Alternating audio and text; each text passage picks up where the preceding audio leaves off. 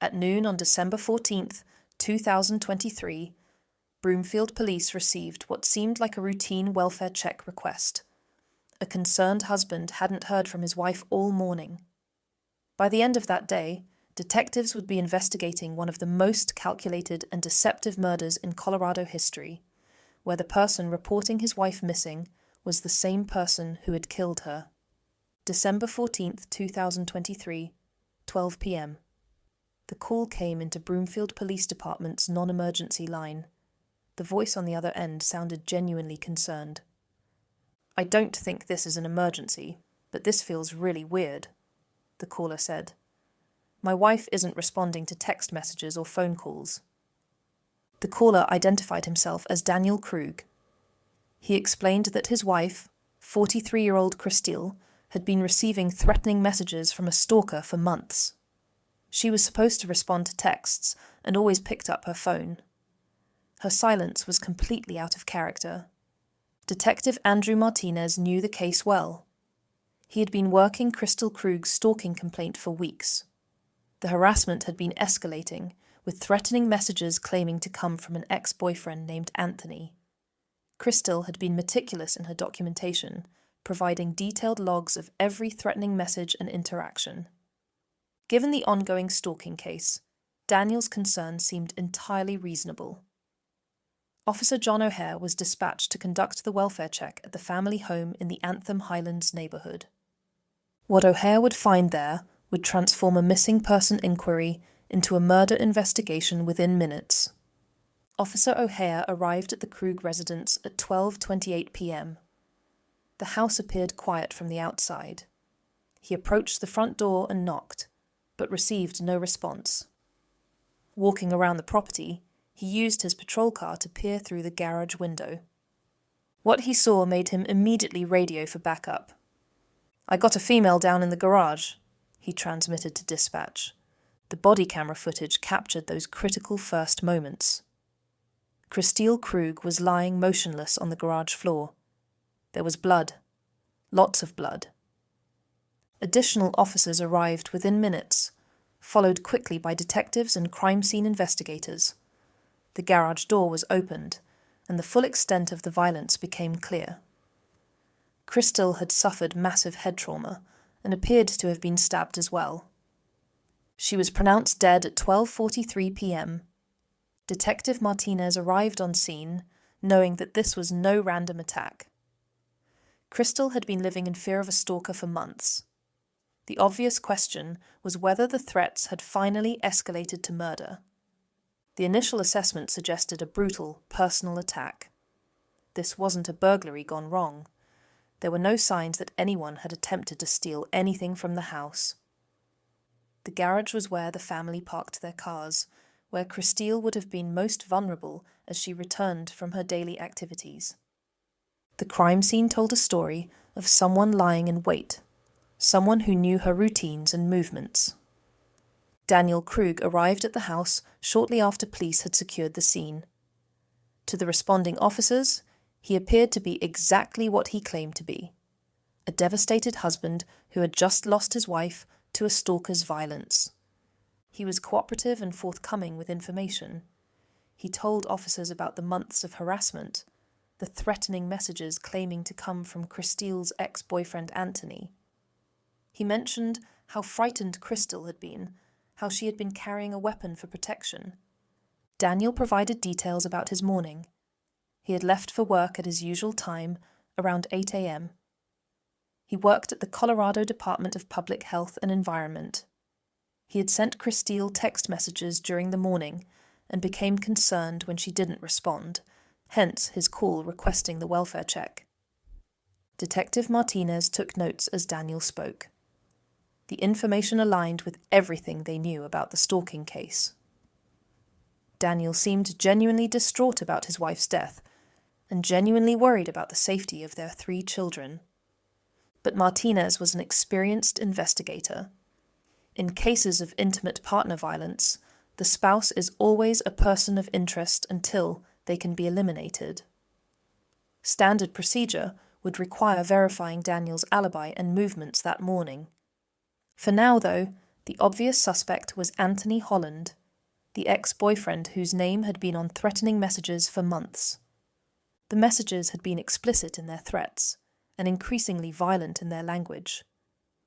They referenced specific locations where Kristil had been seen, details about her daily routine, and intimate knowledge of her life. The harassment had been systematic and terrifying. Kristil had done everything right as a stalking victim. She had documented every message in detailed spreadsheets. She had reported everything to police. She had hired a private investigator. She had installed security cameras and learned to use a firearm. The stalking appeared to be escalating, and now it had culminated in murder. Detectives began the process of locating Anthony Holland. They discovered he was living in Eagle Mountain, Utah, more than 500 miles away from Broomfield, Colorado. That distance didn't eliminate him as a suspect, but it would require coordination with Utah law enforcement. The breakthrough came quickly. Local police in Utah located Holland and began checking his movements on December 14th. What they found changed everything.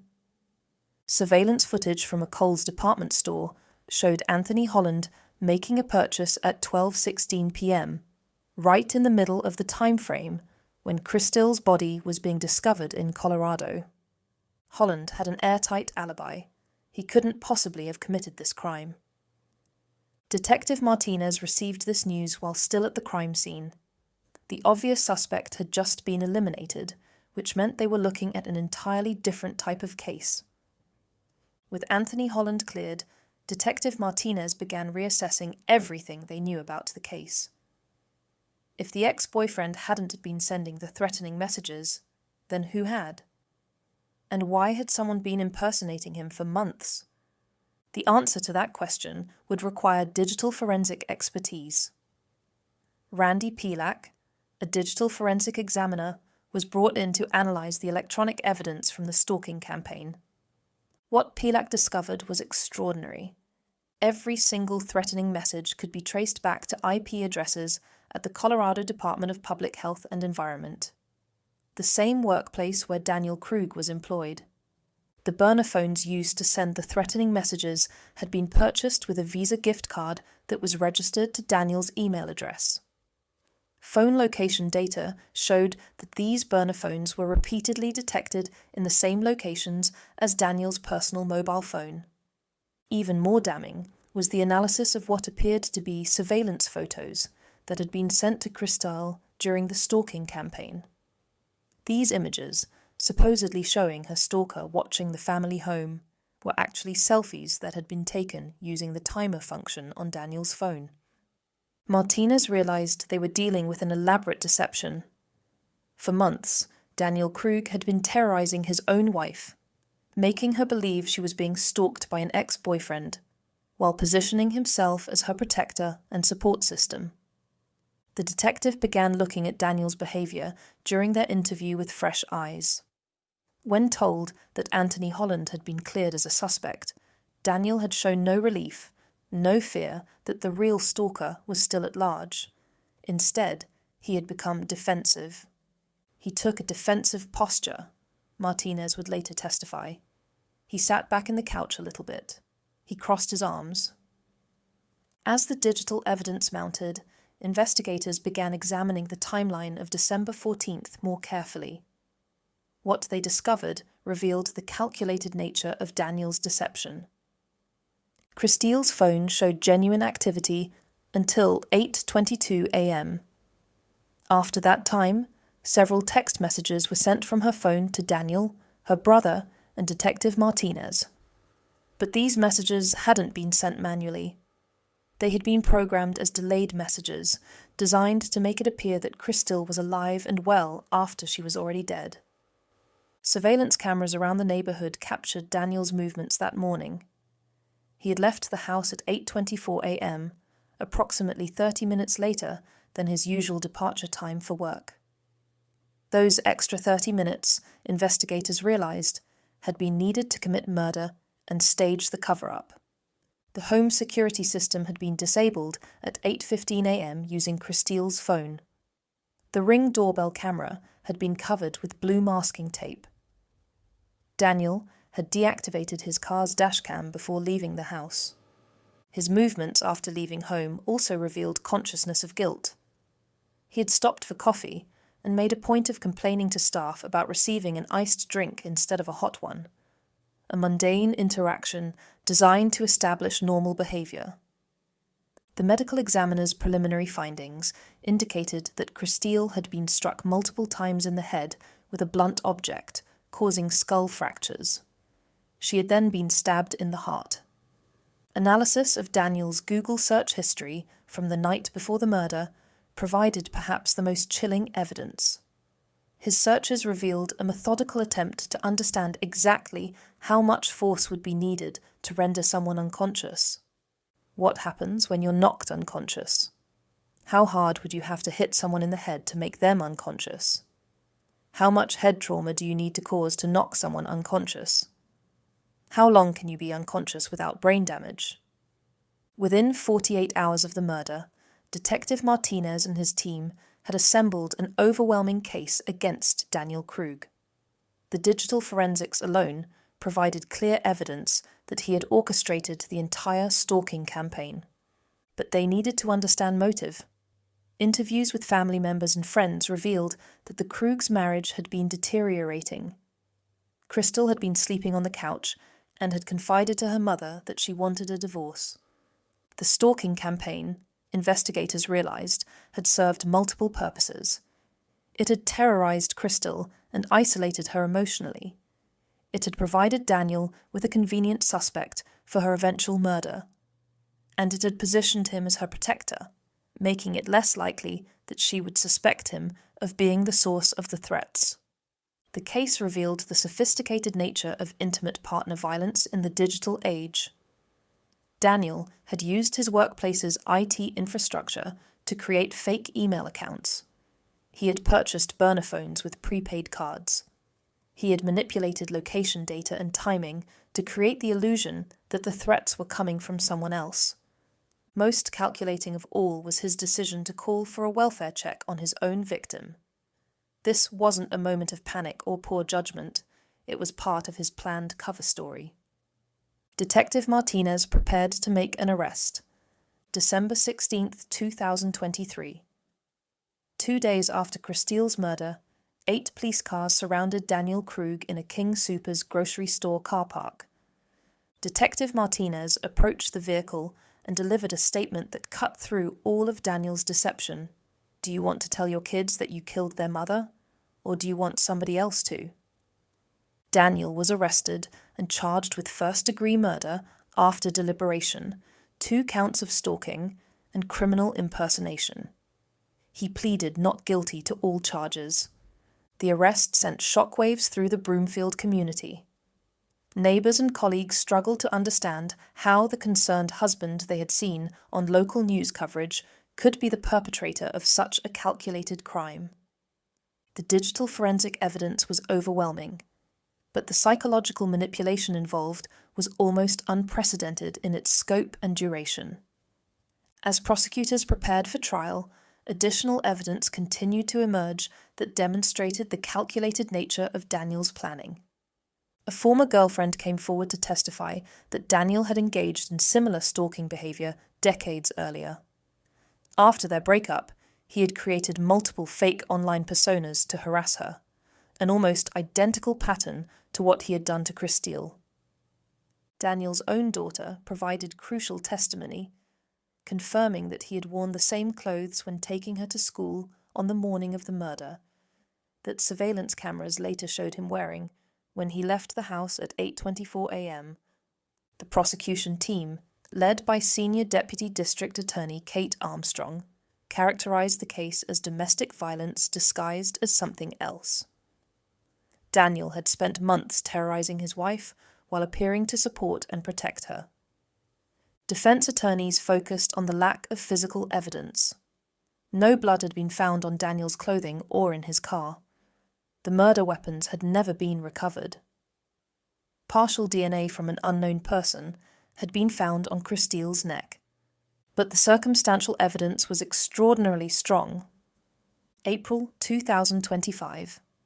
Daniel Krug's trial at Broomfield County District Court attracted national attention.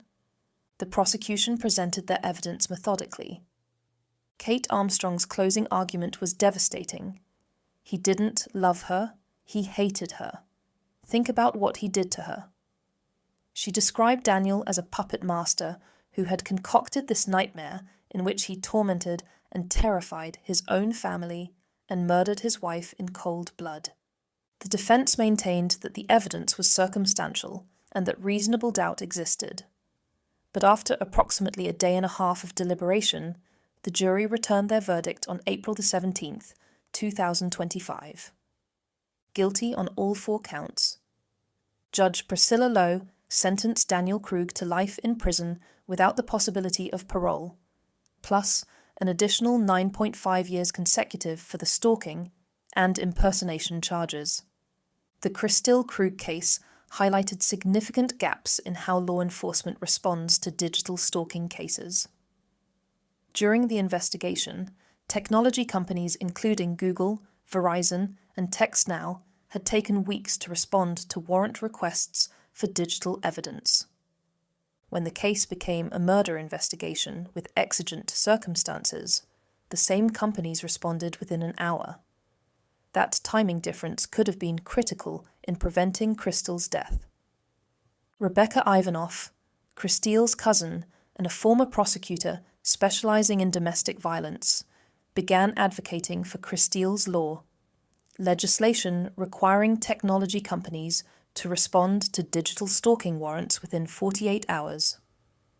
Kristil did everything right, Ivanoff told reporters. The system operated as it's currently designed, and she still got killed. We have a system failure that needs to be addressed. Detective Martinez supported the proposed legislation, noting that faster access to digital evidence could have revealed Daniel's deception much earlier in the investigation. The investigation had focused on bringing justice for Kristil Krug, but its conclusion left 3 children, aged 16, 13, and 10, without both parents. Their mother had been murdered, and their father was revealed to be her killer. Detective Martinez, like many officers involved in the case, was deeply affected by the impact on the children. They had lost not only their mother, but also their sense of safety and trust in the world. The children are now being raised by Kristil's brother and his wife in Boulder, with support from their grandparents. The community response was extraordinary. Fundraising campaigns raised more than $65,000 to support their care and to renovate bedrooms in their new home. Restitution proceedings continued into December 2025, with prosecutors seeking funds for the children's therapy, Kristil's burial costs, and related expenses.